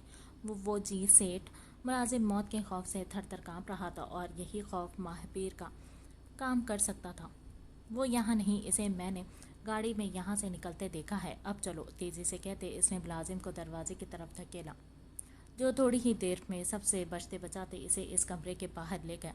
तुम्हारा बहुत शुक्रिया, मगर तुम्हारा होश में होना मेरे लिए खतरा है। सर्द निगाहों से इसे देखते इसे समझने से पहले ही महावीर ने बंदूक का पिछला सिरा इसके सर पर मारा था। मुलाजिम कराता हुआ नीचे को गिरा। वहीं महावीर ने एक निगाह अतराफ में डालते जल्दी से दरवाज़ा खोला। हवा की तेज़ी से कोई चीज़ लहराती हुई इसके सर पर आ लगी।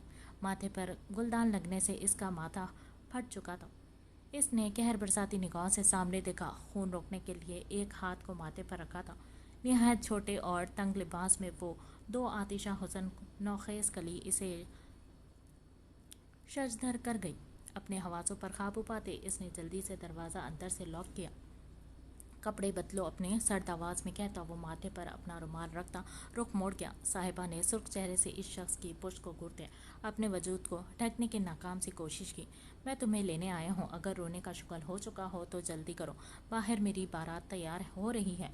इनके समझने से पहले ही मुझे यहाँ से निकलना है। सर्दपन से कहता वो सहमा गया। वो जो एक हफ्ते से इस जहन्नुम में कैद थी, अब भी भीगी खौफजदा निगाहों से इसे देखा। मैं नहीं जाऊंगी, रोते हुए नम आवाज़ में कहा, जो कि बमुश्किल से महावीर ने सुनी थी। मुझे खान ने भेजा है। लड़की चलना है तो चलो, वरना मैं इसे बता दूंगा कि तुम नहीं आना चाहती। उकड़े हुए लहजे में कहता वो रुमाल माथे पर हटा गया। खून की रफ्तार अब कम हो चुकी थी। वहीं खान का जिक्र सुनकर साहिबा के जिस्म में जैसे रवानी आई थी। आंसू लड़ियों की सूरत आंखों से बहने लगे थे। मेरे पास मेरे कपड़े नहीं, शर्मिंदगी से सर झुकाए बमुश्किल से कहा था। महावीर ने सर्द सांस फिजा के सुपुर्द की और एक झटके से बेड के पास जाते बेडशीट खींचते उतारी। ये लो, ढांपो खुद को। तेज़ी से इसे घूम देते वो जल्दी से पलटा। इसका हाथ अपने मजबूत हाथ में था। वो जल्दी से इस कमरे से निकला। अब इसी रास्ते की तरफ गामजन था जहाँ से वो दाखिल हुआ था। डेविल, मेरे बच्चे, इनसे मिलो, ये चीफ ऑफ गार्ड्स हैं। वेल, मुझे पूरा यकीन है कि तुम्हें अपना ये नया आलीशान घर और ये सारी आसाइश पसंद आई होगी।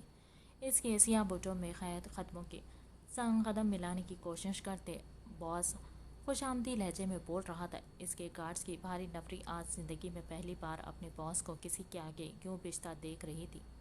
ये रहा पूरी दुनिया का सबसे खतरनाक और पेशकीमती हथियार। सुनहरी थाल से सुर्ख कपड़ा हटाते हुए एक छोटी सी नायाब गन जो शायद सोने की बनी थी, इनाम के तौर पर डेविल को देता मुस्कुरा कर गोया हुआ था। गन था में इसने बिना मुड़े अपनी भूरी निगाहों से अपने सामने खड़े बॉस को देखते खुद से चंद कदमों के फासले पर खड़े चीफ पर फायर किया था। चीफ एक चीख के साथ अपने खून से लथपथ पेट को हाथों से छूते ढहसा गया था। गार्ड वहशत से इस जानवर को देख रहे थे। बेटा, ये क्या किया? हाथ फैलाए बॉस घबराहट से इस मुर्दा लाश को देखते पूछने लगा। इसके सवाल पर गन को दोनों हाथों से चेक करता वो चौंका था। आपने ही कहा था कि ये नायाब है, फिर चेक करना तो बनता था। कंधे उचकाए बर्फीले से लहजे में कहता वो वहाँ मौजूद गार्ड्स का सांस खुश कर गया था। बॉस ने पक पड़े चेहरे पर मुस्कान सजाई थी। वो किसी भी तरह से डेविल को बदगुमान नहीं कर सकता था। डैड, क्या मुझे मेरी आलिशान रियासत नहीं दिखाएंगे आप? पैंट की पॉकेट में हाथ अड़सते वो मर्दाना वजाहत का शाहकार ताजुब से बोलता सीढ़ियाँ अबूर करती नाज को मुस्कुराने पर मजबूर कर गया था। वाई नॉट माई सन, ये सब कुछ तुम्हारा ही तो है। इतने सालों के बाद डेविल का लौट कर आना और ये कहना कि वो बॉस का बेटा है, बॉस के लिए भी किसी खुशगवार सदमे से कम नहीं था। डेविल के हाथ और पैर के एक उंगली जो बचपन से ही काट दी गई थी, चेहरे पर कुछ पुराने घाव के निशानात जो ज़्यादा तो नहीं मगर गौर करने पर दिखते थे।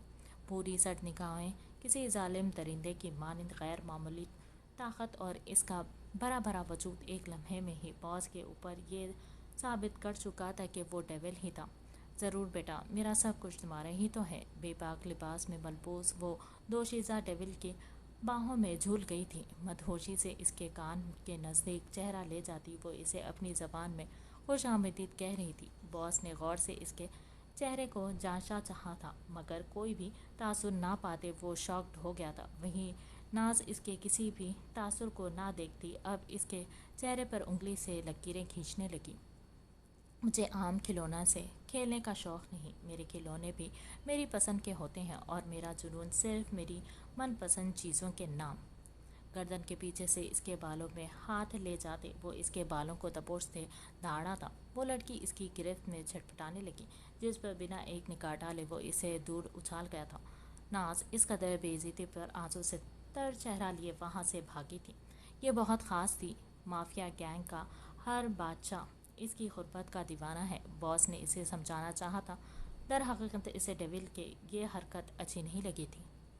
दुनिया जो करती है वो डेविल का मसला नहीं। डेविल अपनी मर्जी का खुद मालिक है और जो चीज़ आसानी से सबको मैसर आ जाए भला वो डेविल के किस काम की। सपाट चेहरे से कहता वो बॉस को खामोश करवा गया। चलो मैं तुम्हें महल दिखाता हूँ। आज रात एक बहुत बड़ी पार्टी रखी है मैंने। आखिर अपने सारे दोस्तों और दुश्मनों को भी तो बताना है कि मेरी सल्तनत का शेर वापस लौट आया है। बॉस ने मुस्कुराते हुए लहजे में सीना चौड़ा के कहा था। इसके लहजे में गरूर था। वहीं इसके आगे खड़ा वो पिपरा हुआ शेर पुरस्कारियत से मुस्कुराया। Good evening sir, welcome back. Good evening sir, welcome back. पिछले 1 घंटे से अबीर अलवी के इंतज़ार में खड़ा वो एयरपोर्ट से इसे निकलता देखकर टेक छोड़ता सीधा खड़ा होते एहतरामन बोला था। इसका वेलकम करना भी मुकाबिल को तीर से भी ज़्यादा चुभा था। काटदार निगाहों समेत इसे घूरता वो शहदरक निगाहों में सर्द मेहरी समेटे आगे बढ़ा। बाएं बाजू पर धरी अपनी जैकेट को इसकी जानिब उछालते वो बिना रुके गाड़ी के दरवाज़ा खुलता अंदर बैठा था। फारिस हड़बड़ाते हुए गाड़ी की सिमत बढ़ा था। बैग उजलत में गाड़ी की डिक्की में रखते वो फ्रंट सीट की तरफ बढ़ा था। ये पहली बार था कि इतने लंबे सफ़र से वापसी के सफ़र के दौरान अबीर अलवी खुद ड्राइविंग करने वाला था। फारिस ने एक जोर निगाह इसके तने नकोश पर डाली थी। कब बेतरतीबी से फोल्ड हुए थे। माथे पर बिखरे शहद रंग बाल, शहद रंग खून झलकाती निगाहें, चेहरे के हसीन मगर तने हुए नकोश, गर्दन की उभरती हरी रगें अभी रगवी के दबाए गैस व गज़ब की निशानदेही थी।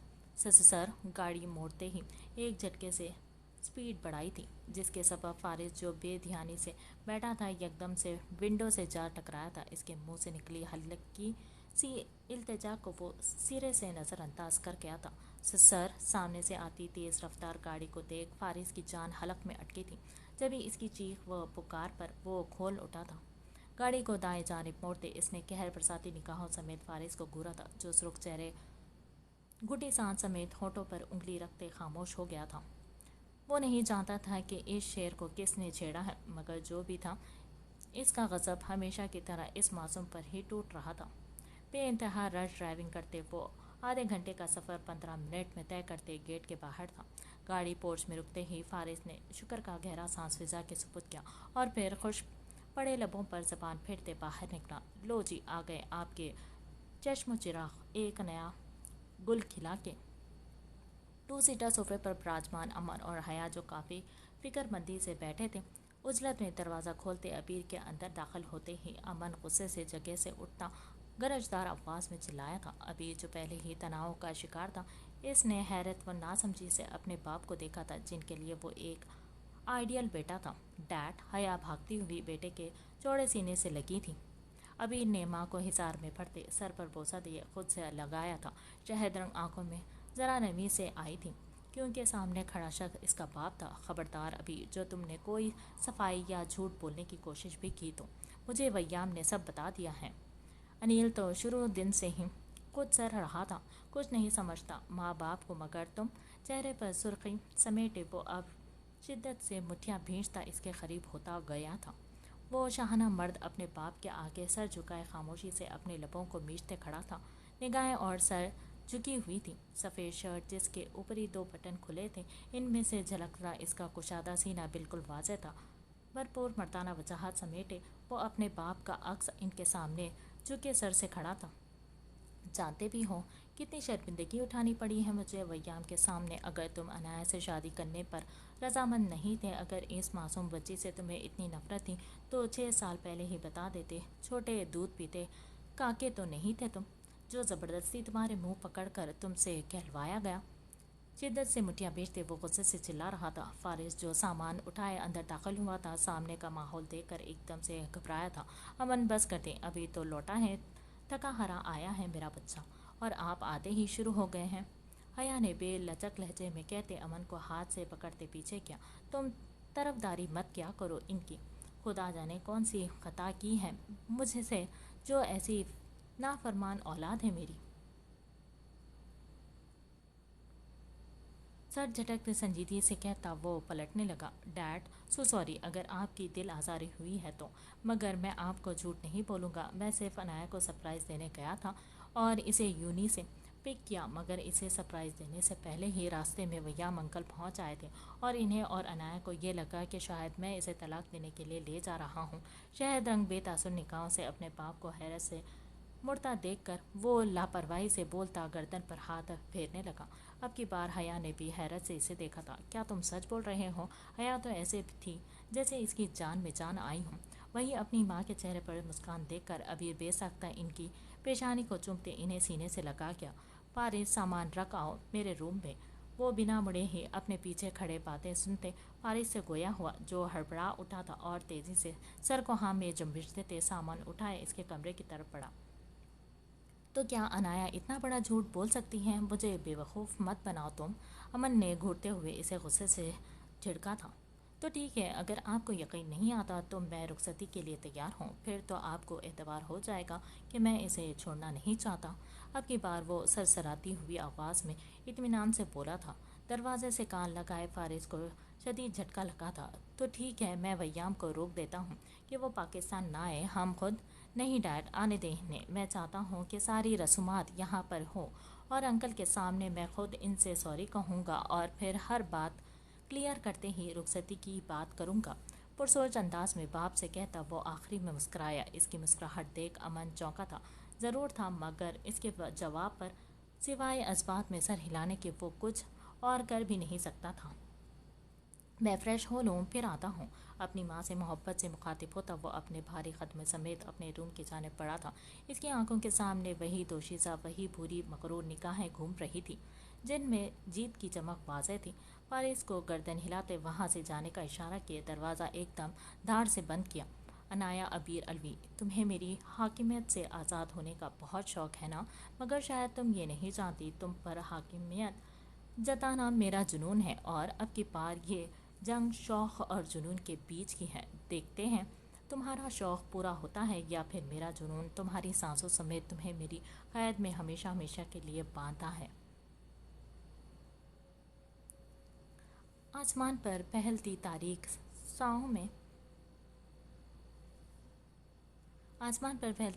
سایوں میں اس نے مدھم سے ابھرتے اس چاند کے عکس کو دیکھتے پراسرار سے مسکراتے اپنے ہاتھ کی انگلیاں مرر ونڈو پر گاڑی تھی۔ منہ کیوں پھلا ہوا ہے میری پرنسس کا؟ سیڑھیوں سے اترتے وہ جیسے ہی اپنی سربراہی کرسی پر بیٹھا نگاہیں اپنی نیلی پری پر پڑی جس کے سفید گال غصے کے سبب مزید پھول چکے تھے۔ پنک کلر کی جیکٹ کے بازو کو دانتوں تلے دبائے وہ سوجے چہرے سمیت مکمل ناراضگی جتا رہی تھی۔ کھانا کھائے آپ؟ اس کا تو بس چلتا ہی رہتا ہے۔ ہرمین نے سر جھٹکتے عالیحان چوکو ٹرے پارسل کی تھی جس کی نیلی نگاہوں میں بیٹی کی ناراضگی کے سبب بے چینی تھی۔ ٹرے تھامتے اس نے ویسے ہی نیچے رکھ دی۔ دونوں ہاتھ میں اس پر ٹکائے وہ اب بغور اپنی گڑیا کو دیکھنے لگا۔ اپنے ڈیڈا کو بھی نہیں بتائے گی آپ؟ آواز میں ڈھیروں پیار سموئے وہ محبت سے استفسار کرنے لگا۔ ہورین نے گھنی پلکوں کی جھالر اٹھائے اپنے ڈیڈا کو دیکھا تھا جن کی چہرے پر نرمی دیکھ کر وہ ہونٹ پھیلا گئی تھی۔ جیکٹ کا بازو ہنوز ہاتھ میں تھا۔ کرسی گھسیٹتے اس کے قریب کرتے عالیحان نے نرمی سے اس کے بازو کو نیچے کیا اور پھر ایک ایک کرتے دونوں بازو کو پیچھے کو فولڈ کرنے لگا۔ Now tell me what happened? جھپک جھپک کرتے دو سفید موتی اس کے نیلے نین کٹوروں سے بہتے تھے جنہیں دیکھتے ہی عالیحان کا سانس رکنے لگا۔ کتنی بار کہا ہے پرنسس، روتی نہیں، آپ پھر سے وہی کر رہی ہیں گڑیا؟ اس کی آواز میں حلاوت، لہجے میں نرمی و محبت تھی۔ ہرمین نے ٹھنڈی سانس بھرتے ان باپ بیٹی کے لاڑ کو جانچا تھا۔ ڈیڈا، ہمارے کالج میں ایک پکنک ٹور جا رہا ہے آؤٹ آف سٹی جہاں سب مختلف جگہوں پر جائیں گے، ریسرچ بھی ہوگی اور بہت کچھ نیا سیکھنے کو بھی ملے گا۔ میں نے فارم بھی فل کر دیا ہے مگر اب آپ کی وائف نہیں مان رہی۔ شی ڈز ناٹ الاؤ می۔ پھولے گالوں سمیت وہ معصومیت سے کہتی سر جھکا گئی تھی۔ عالیحان نے گردن موڑے ہرمین کو دیکھا جو کافی سنجیدہ تھی۔ اب آپ کوئی سفارش مت ڈالیے گا، ہوری نہیں جائے گی اینڈ اٹس فائنل۔ حتمی انداز میں کہتے وہ پانی کا گلاس اٹھائے منہ کو لگا گئی۔ ہورین کی آنکھوں میں ایک بار پھر سے آنسو سمیٹے۔ سن شائن، اگر ہماری پرنسس جانا چاہ رہی ہے تو آپ اسے نہیں روکیں گی؟ آفٹر آل وہ 20 کی ہو چکی ہے، اب اسے خود سے جینا آنا چاہیے۔ گلا کھنگالتے وہ بیٹی کے سائڈ دیتا آخر میں ہورین کا سر تپکنے لگا۔ 19 پچھلے ماہ ہی 19 کی ہوئی ہے۔ کیا آپ کی بیٹی کی عمر ایک ماہ میں بڑھ جاتی ہے مسٹر عالیحان شاہ؟ سخت لہجے میں یاد دہانی کرواتے وہ آج پہلی بار اسے یوں مخاطب کرتی مسکرانے پر مجبور کر گئی۔ نیلی نگاہوں میں شوق چمک سمیٹتے اس نے مسکراتے ہوئے اپنی بیوی کو دیکھا۔ 20 اور 19 میں فرق ہی کتنا ہے؟ ویسے بھی ہماری گڑیا سمجھدار ہے، کافی لاڈ سے کہتا وہ اب بھی طرفداری میں بولا تھا، مگر آپ جانتے ہیں اکیلے بھیجنا وہ بھی ایک ہفتے کے لیے، کالج میں بھی اتنی مشکل سے بھیجتی ہوں میں اور آپ دوسرے شہر بات کر رہے ہیں۔ سر کو نفی میں ہلاتے وہ مکمل طور پر نفی کر گئی تھی۔ ڈونٹ وری ہرمین، ہوری کے ساتھ اس کے دوست بھی تو جا رہے ہیں اور سیکرٹری کے لیے میں 2 گارڈز بھیج دوں گا ساتھ۔ اب تو اجازت دیں۔ اس نے پوری طرح سے اسے مطمئن کرتے بات ہی ختم کر دی۔ ہرمین کے چہرے پر 100 والٹ کی خوشی چھائی تھی۔ نیلی نگاہوں میں ڈھیروں خواب سجائے اس نے اپنی ماں کو دیکھا۔ پہلے کون سا میری بات مان لیتی تھی؟ آپ دونوں نے ٹھیک ہے جائیں، مگر مجھے 4 سے 5 بار کال کرو گی تم دن میں؟ انگلی اٹھائے وہ حامی بھرنے کے بعد سخت لہجے میں بولی۔ تھینکس یو سو مچ ڈیڈا۔ ہورین ماں کی بجائے خوشی سے چہک کی باپ کا شکریہ کہتے وہیں سے اس کے ساتھ لپٹی تھی جس پر عالیحان نے مسکرا کر بیٹی کے سر پر بوسہ دیے اس کی خوشیوں کی دعا مانگی تھی۔ میں تو سوتیلی ہوں، چلے بھنے لہجے میں کہتے ہرمین نے سر نفی میں ہلا دیا تھا۔ وہیں ان دونوں باپ بیٹی کا قہقہ بلند ہوا تھا۔ اگر دل نہیں مان رہا تو کوئی ضرورت نہیں ہے جانے کی. ویسے بھی تمہارے باپ کو معلوم پڑا کہ اس کی اینجل کی مرضی کے خلاف میں نے تمہیں بھیجا ہے تو وہ مجھے گھر سے ہی نکال دے گا. سر پر دوپٹہ اوڑھے وہ جیسے ہی نیچے آئی وریام نے اس کے پیچھے بجھے چہرے کو دیکھتے لاڈ سے کہا تھا. عنایت بمشکل سے مسکرائی. اسے یہاں آئے آج 1 ہفتہ ہو چکا تھا اور اس 1 ہفتے میں وہ ایک بھی رات سکون سے سو نہیں پائی تھی. علیحان شاہ کا کہا سچ ثابت ہو چکا تھا. اس کا سایہ، اس کا خوف عنایت کاظمی کے دل و دماغ پر ایسا گھر کر چکا تھا کہ اسے ہر سو وہیں دکھتا تھا. جبھی بہت سوچ بچار کے بعد اس نے جلد از جلد شادی کا یہ فیصلہ لیا تھا. نہیں دادا جان، ایسی کوئی بات نہیں ہے، بلکہ پاپا کو تو میں نے آگاہ کر دیا ہے کہ مجھے آپ کی اور ان کی پسند سے کوئی اختلاف نہیں ہے اور میں اس شادی کے لیے تیار ہوں. مسکرا کر کہتی وہ وریام اور نینا کے سارے خدشات دور کر گئی تھی. خدا میری بچی کو دنیا جہاں کی ساری خوشیاں دے، آمین. نینا کو وریام کی کافی کا مقطع میں لاؤنج میں داخل ہوئی تھی. اس کے مسکرا کر کہنے پر دونوں دادا پوتی نے مڑ کر اسے دیکھا تھا. السلام علیکم دادو، کیسی ہیں آپ دونوں؟ چوکیدار کے ساتھ اندر آتے ریحان نے ان تینوں کی توجہ کھینچی تھی. 25 سالہ ریحان مظہر کافی سوبر اور سافٹ نیچر کا تھا اور اسٹڈی کمپلیٹ کرنے کے بعد اپنے باپ ڈیڈ کے ساتھ ہی ان کا بزنس سنبھال رہا تھا. مظہر صاحب سے ویام کافی اچھے تعلقات تھے جس کی وجہ سے ان کے ایک بار رشتے کی بات پر ویام نے حامی بھر دی تھی. عنایت کے پاکستان آتی ہی مظہر صاحب اور ان کی بیوی عنایت کو پسند کر کے جا چکی تھی اور آج ریحان کی خواہش پر عنایت اور وہ دونوں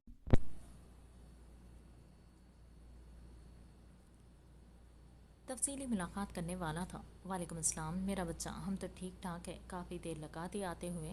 ریحان جو سرحدی دلچسپ نگاہوں سے عنایت کاظمی کو دیکھ رہا تھا اس کے کندھے کو تپکتے وریام نے مسکرا کر کہا بس دادا جان، موم کو جویلر کے پاس چھوڑا ہے، اپنی بہو کے لیے کچھ زیورات پسند کرنے گئی ہیں تو اسی لیے آتے ہوئے دیر ہو گئی.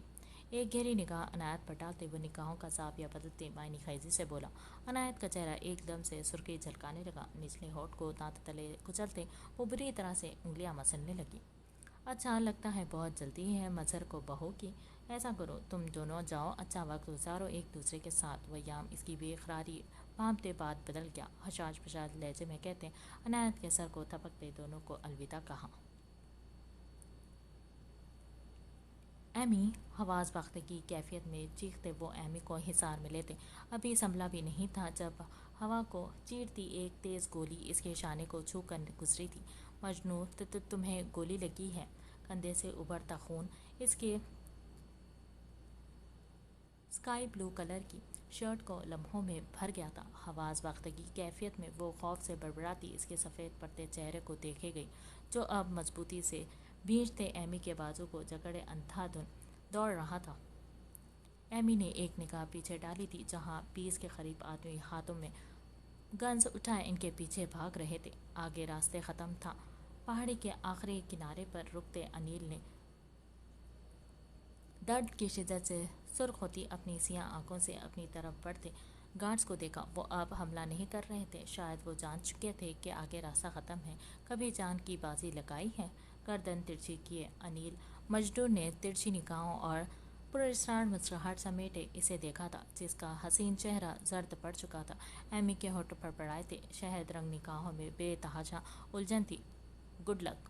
ایمی کو بازو سے تھامتے اس نے ایک جھٹکے سے اپنے سامنے کیا اور پھر اپنا بایاں ہاتھ اس کے سینے پر رکھتے اسے آہستہ سے پش کیا اور اسی کے ساتھ ہی وہ خود بھی نیچے کو کودا تھا. ایمی کی دلخراش چیخیں پہاڑی کی اونچائی سے گرتے ہوئے ہوا میں ارتعاش برپا کرنے لگی.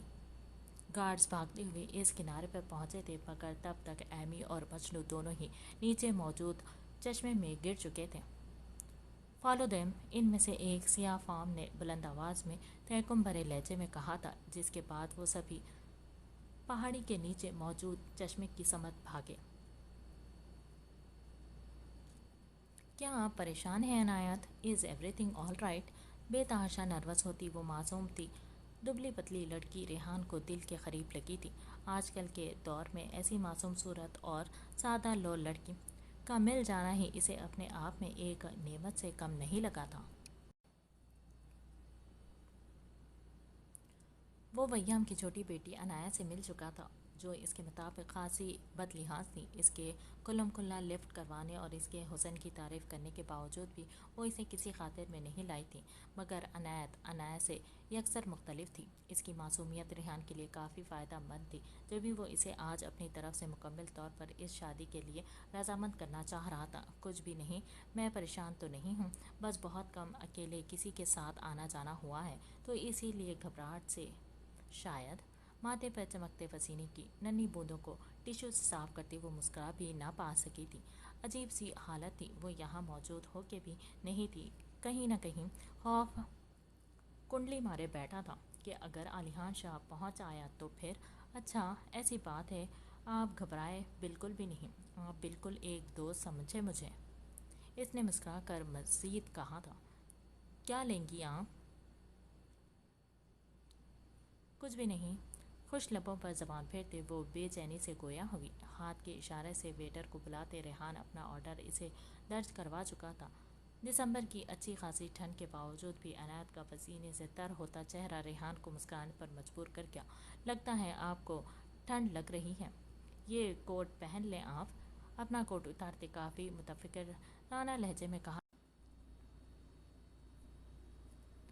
نہیں میں ٹھیک ہوں، اکڑی سانسوں سمیت وہ ایک نگاہ اس کے بڑے سیاہ کوٹ والے ہاتھ پر ڈالے فرش کو گھورنے لگی۔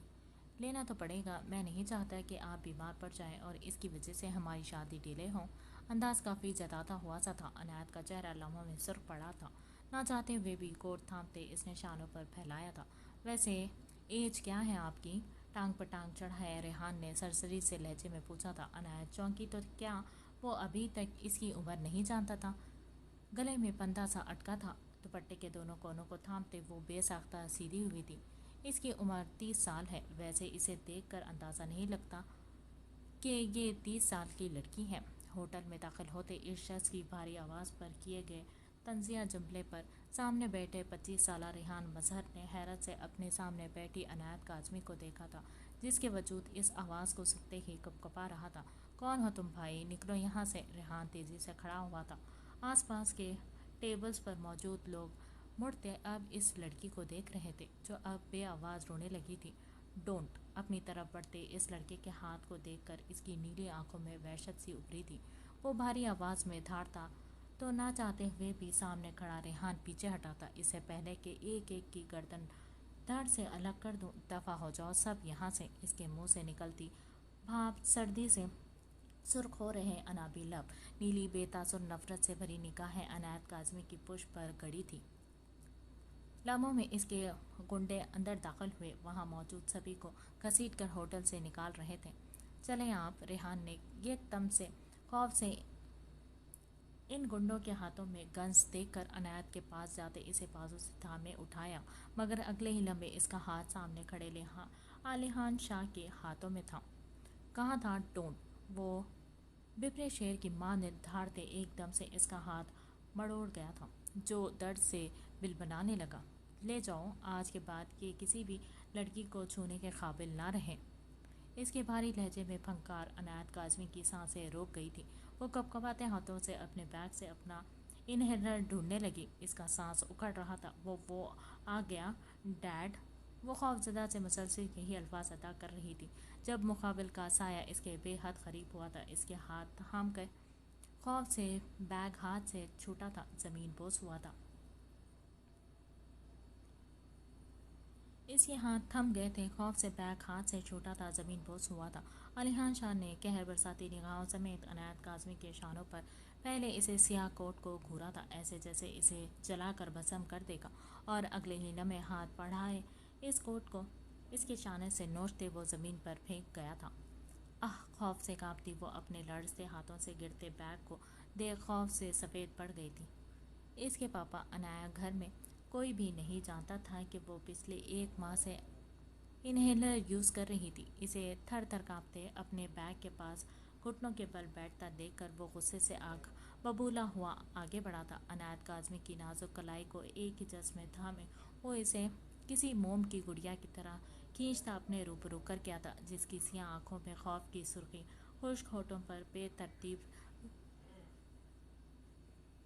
رکتی سانسیں، آدھ کھلے ہونٹوں پر اپنا پھڑپڑاتا خوف دیکھ کر بھی اس کے دل میں لگی آگ بجھ نہیں پا۔ موو گارڈ کی نگاہیں عنایت کے وجود پر محسوس کرتے وہ راتے ہوئے لہجے میں سرد پن سے دھاڑا۔ اگلے لمحے ہوٹل میں کوئی زیرو باقی نہ رہا تھا۔ کیا لگا تمہیں بچ جاؤ گی تم مجھ سے؟ اس کا انداز تمسکرانا تھا۔ نیلی سمندر سے گہری نگاہوں میں سرد مہری عروج پر تھی۔ یوں پر کٹے پرندے کی مانند مت پھڑپڑاؤ عنایت کاظمی، میری نفرت کو میری جنون میں بدلا ہے تم نے، میرے اندر کے سوئے ہوئے اس زخمی شیر کو چھیڑا ہے تم نے، تمہارا کہا ایک ایک لفظ میرے دل و دماغ میں اپنی چھاپ چھوڑ چکا ہے بیوٹیفل۔ جی تو چاہ رہا ہے کہ تمہاری یہ رکتی ہوئی سانسیں سدا کے لیے روک دوں، مگر ایک بار مار دوں گا تو وہ مزہ کیسے آئے گا جو تمہیں روز روز تڑپتا دیکھ کر آئے گا۔ تمہاری وجہ سے میری پرنسس چلنے سے محروم ہوئی تھی۔ میرا وعدہ ہے عنایت کاظمی، میں تمہیں ایسا اپاہج کروں گا کہ تمہارے پاس ٹانگوں میں جان تو ہوگی مگر چلنے کی ہمت نہیں۔ اس کے کان میں گمبھیرتا سے سرگوشی کرتے علیحان نے ہاتھ میں پکڑا انہیلر اس کے ہونٹوں کے بیچ دبایا تھا۔ حسین چہرے پر حد درجے سنجیدگی سمیٹے وہ اپنے سینے میں چبھی اس معصوم لڑکی کے سانسوں کو بحال کر رہا تھا، جس کی سانسوں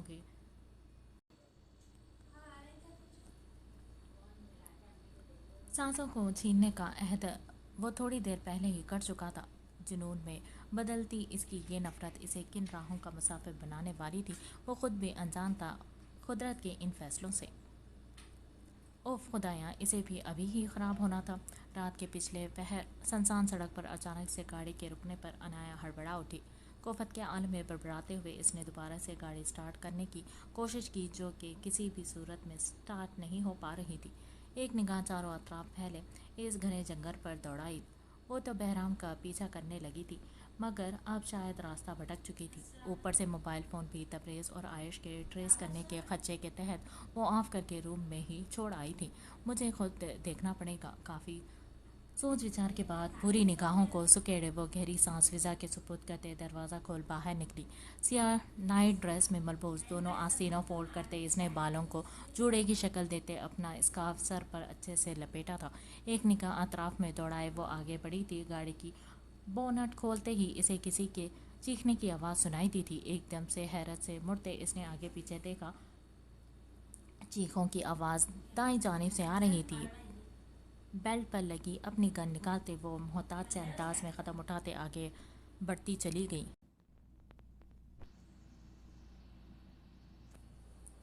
جانوروں کی غرغراہٹ کے بیچ کسی آدمی کی چیخ و پکار عروج پر تھی۔ درخت کے اوٹ میں چھپتے عنایا نے ایک چھوٹی سی جھیل کے کنارے کھڑے اس دیو خاموش شخص کی چوڑی پشت کو گھورا۔ آنکھوں میں حیرت و تعجب تھا کیونکہ اس کے قریب مگرمچھ اور جانے کون کون سا جانور ایک زندہ انسان کو گھسیٹ رہا تھا اور وہ اسے شاہانہ انداز میں کھڑا تھا جیسے وہ ان سب کا ماسٹر ہو۔ خدا کا خوف کھاؤ یو اسٹرینج مین، کیسے ایک زندہ انسان کو یہ جانور ادھیڑ رہا ہے اور تم یوں کھڑے ہو جیسے پیسے دے کر پکچر دیکھنے آئے ہو۔ غصے سے کھولتی وہ آؤ دیکھانا تاؤ دناتی ہوئی آگے بڑھی تھی۔ کمر پر دونوں ہاتھ ٹکائے کڑی نظروں سے اس انسان کے پشت کو گھورا تھا۔ وہیں سامنے اس کی طرف پشت کیے کھڑے ڈیول کی بھوری آنکھوں میں سنجیدگی ابھری تھی۔ رات کے اس پہر اس کے علاقے میں کسی لڑکی کا ہونا اس کے اعصاب کو مزید بھڑکا گیا۔ جانور اب اس مردہ لاش کے بجائے خون سے بھرے چہروں سمیت عنایت کاظمی پر غرا رہا تھا جس کے سبب وہ خوفزدہ سی ہوئی تھی۔ ہے روکو انہیں، ہے اسٹاپ، اگر مجھے ہرٹ کیا تو ایک ایک کو جان سے مار دوں گی۔ تم جانتے نہیں ہو میں کون ہوں۔ جانور کے اٹھتے قدم جیسے ہی عنایت ہی سمت بڑھ رہے تھے وہ دہشت زدہ سی قدم پیچھے اٹھاتے لڑکھڑاتی ہوئی آواز میں منمنائی تھی، دیکھو آہ ڈیڈ۔ خوف سے لرزتی آواز میں منمناتے وہ جیسے ہی بھاگنے لگی جانور ایک دم سے اس پر جھپٹے جس کے سبب عنایت کی دلدوز چیخ فضا میں ہلچل مچا گئی۔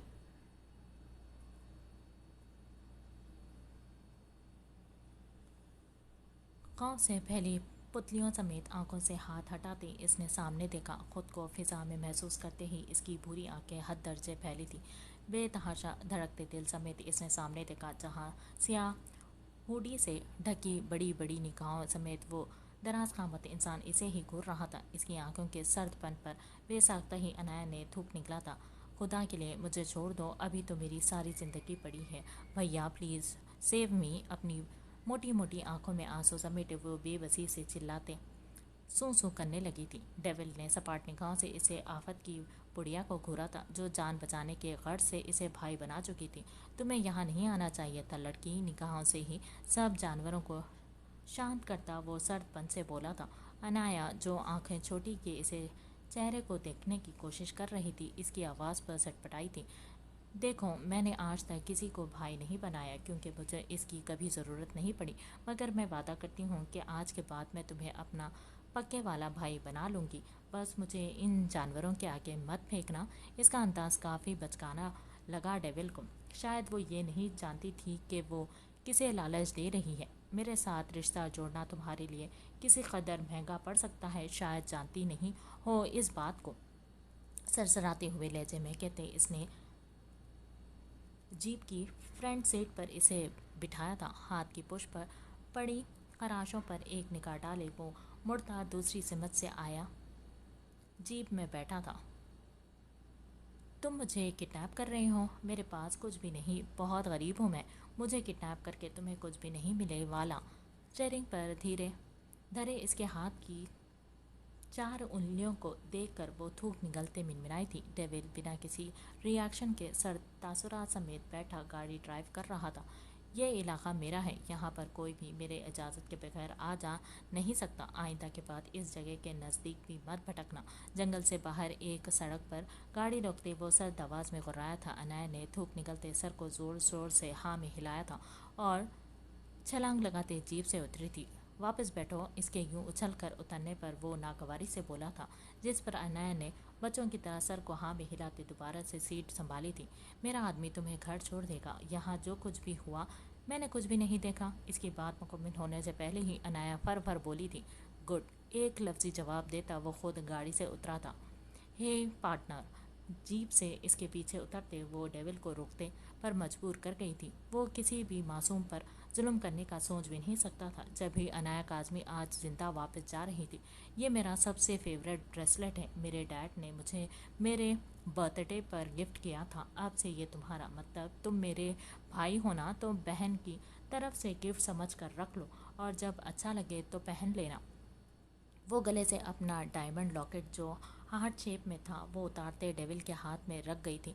मुझे पता है तुम कहोगे कि मुझे नहीं चाहिए वगैरह वगैरह, ये अपनी लेडी को गिफ्ट कर देना। कहना ननन की तरफ से छोटा सा तोहफा। मुझे ज़िंदा छोड़ने का शुक्रिया पार्टनर। अब चलती हूँ, ख्याल रखना अपना। इसके मजबूर शाने को थपकते वो अपनायत से बोली, ऐसे जैसे बरसों के ताल्लुकात हो दोनों के बीच। डेविल बस इसे देखता है क्या। एक निगाह अपनी हथेली में धरे इस छोटे से लॉकेट पर डाली थी जो इसकी हथेली में कुछ ज़्यादा ही छोटा दिख रहा था। एक एहसास सा था जिसकी कशिश खुद से दूर जाती इस लड़की और इस लॉकेट में हुई थी। वो मजबूत एहसाब वाला पत्थर दिल इंसान भी एक पल को चौंका था। चाहने के बावजूद भी वो लॉकेट इसे वापस नहीं कर सका था। वो एकदम से चौंका था। पूरी बेतासुर निगाहें उठाए इसने हैरत से सामने देखा। जीप जा चुकी थी। 21 साल ज़िंदगी में जब से इसने होश संभाला था, आज पहली बार ऐसा हुआ था कि वो किसी एहसास को अपने दिल में महसूस करता। बेहद चौंका था, मगर फिर भी वो इस एहसास को कोई नाम नहीं दे पाया था। जल्द मुलाकात होगी। इस लॉकेट को देखते वो ससराते हुए लहजे में बड़बड़ाया, क्या हुआ mom? Is everything all right? वो जो महा और मीरब को सरप्राइज़ करने के लिए पुरजोश सा दहलीज अबूर करता अंदर एंटर हुआ था। अपने रूम के बाहर मुलाजमीन को खड़ा देखकर वो फक चेहरे समेत अपने कमरे से निकलती अपनी मॉम को देख खौफ से बोला था। मीरब ने नम निगाहों समेत खौफजदा सा होते बेटे को देखा था और फिर इसके होने का यकीन होते ही वो झट से भागती इसके सीने से लगी थी। महा ठीक है ना मॉम? इसकी आवाज़ गले में अटक चुकी थी। लहजा इस कदर पुछता था कि ना चाहते हुए भी मीरब ने बेटे के सफ़ेद पड़ते चेहरे को देखा था। बेटा, बस थोड़ी सी तबीयत डाउन थी तो डॉक्टर को बुला लिया है मैंने। बेटे के शाने को थपकते वो नरम लहजे में इसे तसल्ली देते लहजे में बोली थी, जिसकी आंखों में सुर्ख तेज़ी से फैल रही थी। लब भींचते वो लंबे लंबे कदम उठाता कमरे में दाखिल हुआ था, जहाँ एक हाथ माथे पर रखे वो सुर्ख चेहरे समेत आंखें मूंदे लेटी थी। करीब की कुर्सी पर विराजमान डॉक्टर ब्लड प्रेशर चेक कर रहा था। महा, کیا ہوا تمہیں؟ وہ پاگلوں کی طرح بڑبڑاتا ایک ہی جس میں بیٹھ کے نزدیک پہنچا تھا۔ ماہا کے چہرے کو ہاتھوں میں بھرتے وہ بے چینی اور خوف سے استفسار کرنے لگا۔ ماہا نے مندی مندی آنکھیں کھولے۔ جیسے ہی اپنے سامنے دیکھا تبریز کو اپنی نگاہوں کے سامنے پاتے دل بے طرح زور سے دھڑکا تھا۔ تبریز بے قرار نگاہوں سے اسے دیکھتی وہ مشکل سے بڑبڑائی تھی، شش، میں آ گیا ہوں، کچھ نہیں ہوگا تمہیں۔ ریلیکس کرو۔ ایک دم سے ماہا کے رونے پر وہ بے چین سا ہوتا بڑبڑایا تھا۔ اس کے چہرے کو ہاتھوں کے پیالے میں بھرتے وہ ٹوٹے پھوٹے لہجے میں بولتا، پیشانی پر اپنا محبت بھرا لمس چھوڑتے اسے سینے میں بھینچ گیا تھا۔ ایکسکیوز می مسٹر، آپ باہر جائیں، مجھے ان کا پراپر چیک اپ کرنا دیں۔ ڈاکٹر تبریز کے یوں کھلم کھلا بے باک انداز پر تعجب سے بولی تھی۔ تبریز نے گردن موڑتے ڈاکٹر کو دیکھا تھا۔ ڈیلی ڈیٹ کب تک کی ہے ڈاکٹر؟ وہ ڈاکٹر کو پہچان گیا تھا۔ جب بھی سپاٹ لہجے میں پوچھتا وہ ماہا کا سر اٹھائے تکیے برابر کرنے لگا تھا۔ نیکسٹ ویک تک کوئی بھی دن کسی بھی وقت انہیں پین شروع ہو سکتا ہے۔ ڈاکٹر نے اپنے تھوڑی دیر پہلے کے معائنے کے حساب سے اسے آگاہ کیا تھا۔ ماہا اب بھی اسے ہی دیکھ رہی تھی جس کے چہرے پر تھکاوٹ واضح تھی۔ رف سے حلیے میں تنی نکوش میں بے چینی سمیٹے وہ اسے دنیا کا سب سے حسین ترین مرد لگا تھا جس پر صرف اور صرف ماہا شیرازی کا حق تھا۔ بے حد شکریہ ڈاکٹر۔ ماہا کو جیسے ہی پین ہوا میں ہم آ جائیں گے، فی الحال میرے ہوتے ہوئے اسے کسی میڈیسن کی ضرورت نہیں ہے، آپ جا سکتی ہیں۔ میرا جو روم میں آئی ہی تھی بیٹے کی ہٹ دھرمی اور جنونیت پر تعصب سے گہری سانس فضا کے سپرد کی۔ ایٹ لیسٹ ایک بار پھر سے بی پی تو چیک کر لینے دیں۔ ڈاکٹر منمناتے ہوئے ماہا کے سرخ چہرے شرم سے جھکی گردن کو دیکھتی لگی تھی۔ موم پلیز لے جائیں انہیں، بھویں اچکائے اپنی موم سے ریکویسٹ کی تھی جس پر وہ مسکراتے ہوئے آگے بڑھی تھی۔ ڈاکٹر نے اس عجیب سے شخص کی منطق پر کندھے اچکائے اور پھر اپنا بیگ اٹھاتے میرب کے ہمراہ باہر نکلی۔ ماہا نے ایک نگاہ روم کے بند ہوتے دروازے پر ڈالی۔ ہونٹ دانتوں تلے کچلتے وہ اب حقیقتاً تبریز کی اگلی عمل سے نا آشنا گھبراہٹ میں گری تھی جو اسے نظر انداز کرتا ایک دم سے اٹھا تھا، دروازے کو اندر سے لاک کرتے اپنا نائٹ ڈریس نکالا تھا اور شاور لینے چلا گیا تھا۔ ماہا نے ایک نگاہ واش روم کے بند دروازے پر ڈالی تھی۔ اتنے دنوں سے ناراضگی جتانے کے بعد اب جو تڑپ وہ ظاہر کر چکی تھی، یقیناً وہ جواب مانگتا اور اس کے کسی بھی سوال کا کوئی بھی جواب ماہا کے پاس نہیں تھا۔ جب ہی اپنے بھرے بھرے وجود کو دیکھا بمشکل سے اٹھتے ایک تکیے سر کے نیچے سے نکالا، کمفرٹر درست کرتے گردن تک اوڑھا تھا۔ اسٹرالر ایک جانب رکھتے وہ لائٹس آف کرتی سونے کی کوشش کرتے آنکھیں موند گئی تھی۔ وہ الگ بات تھی کہ حواس بیدار تھے اور دل بے تحاشا زوروں سے دھڑک رہا تھا۔ کوئی بہت مس کر رہا تھا مجھے؟ بے حد اچانک کان میں ابھرتی گمبھیر سرگوشی کے بعد کان کی لو پر بڑھتی اس کی گرم سانسیں محسوس کرتے ہی ماہا کی نیند پل میں اڑی تھی۔ آنکھیں کھولتے اس نے پٹ سے سامنے دیکھا تھا جہاں اپنے بھرپور وجاہت سمیٹے آنکھوں میں جنونیت لیے وہ دیوانہ وار اس کے چہرے کو دیکھ رہا تھا۔ نہیں تو، ماہا نے جیسے ہی ہمت کرتے جھوٹ بولنا چاہا تھا، مقابل کے بھاری ہاتھ کو کمفرٹر پر دیکھ کر آواز حلق میں اٹکی تھی۔ تبریز سنجیدگی سے اس کی آنکھوں میں دیکھتا جھٹکے سے کمفرٹر اتارتے دور اچھال گیا تھا۔ ایک نگاہ اس کے وجود پر دوڑائی تھی۔ اس کی نگاہوں کی تپش اور بے باکی پر ماہا شرم سے آنکھیں میچ گئی تھی جب وہی سلگتا لمس اپنی آنکھوں پر محسوس ہوا تھا۔ اس کے بعد دونوں گالوں پر اور پھر تھوڑی پر۔ تبریز اس کا دہکتا لمس ماہا کی جان پر بن آیا تھا۔ جب بھی بے ساختہ ہی اپنی ہتھیلی اس کے ہونٹوں پر جمائے وہ اسے مزید گستاخیوں سے روکنے کی کوشش کرنے لگی۔ جب جانتی ہو کہ تمہارا یوں مجھے ٹوکنا میرے جنون کو بڑھاوا دیتا ہے، تمہارا یہ گریز میری جان پر بن آتا ہے، پھر بھی یہ سب خوش قسمت ہو تم ماہا، کیونکہ تم تبریز شیرازی کا جنون ہو، میری پہلی شدت محبت اور میرا عشق، اسی لیے تمہارا گریز اور یہ انکار سر آنکھوں پر رکھتا ہوں میں، ورنہ کوئی مجھے روکے یہ بات میری برداشت سے باہر کی ہے۔ امید ہے آئندہ ایسی غلطی نہیں ہوگی۔ اس کا کان میں گمبھیر لہجے میں سرد پن سے کہتا وہ اسے آخری بار وارن کر رہا تھا۔ اس کے انداز اس قدر شفقت پر ماہا کے وجود پر کپکپی سی طاری ہوئی تھی۔ وہ تو اس کے نرم رویے محبت چاہت کی عادی رہی تھی، کہاں برداشت کر لیتی اس کا یہ پاگل پن، مگر شاید وہ بھول رہی تھی اسے خود سے دور کرنے کی کوشش میں وہ اسے اور بھی شدت پسند بناتی جا رہی تھی۔ وہ نہیں جانتی تھی تبریز شرازی کی محبت جس پر اسے مان تھا، اس کی وہی محبت جب جنون کے روپ میں اس کے سامنے آئے گی تو اس کی سانسوں پر حکمرانی سے لے کر اس کے وجود میں ہوتی ہلچل تک صرف اور صرف تبریز شرازی تک محدود ہو جائے گی، اور شاید یہ وقت جلدی آنے والا تھا۔